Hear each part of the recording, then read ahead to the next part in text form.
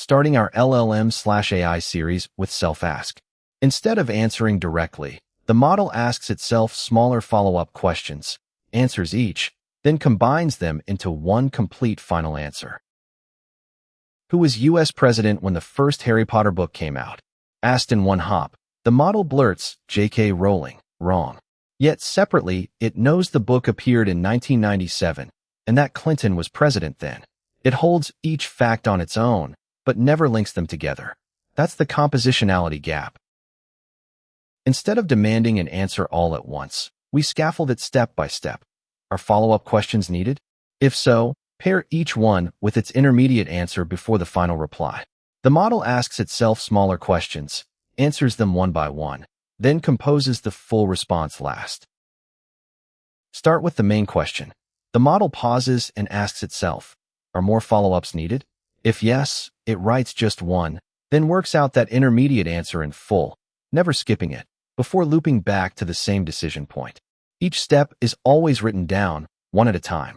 Once none remain, it exits to the final answer. Notice the numbers guiding each step, keeping the order fixed. Now run it through the loop, one step at a time. First follow-up. When was the first Harry Potter book published? Answer, 1997. Building on that, the next question, who was president in 1997? Answer, Bill Clinton. With no follow-ups left, the model stitches these steps into one final answer, Bill Clinton. The earlier wrong one-hop guess loses to patient step-by-step reasoning. Now, instead of asking the model, we route each follow-up question to a search engine. That step-by-step format lets an external tool answer sub-questions whenever the model hesitates. The composition step stays the same, and the final answer is correct, Bill Clinton. Use self-ask when a question needs several facts combined into one answer. Writing follow-up questions explicitly, one at a time, makes multi-hop answers more accurate and lets you check the reasoning step by step.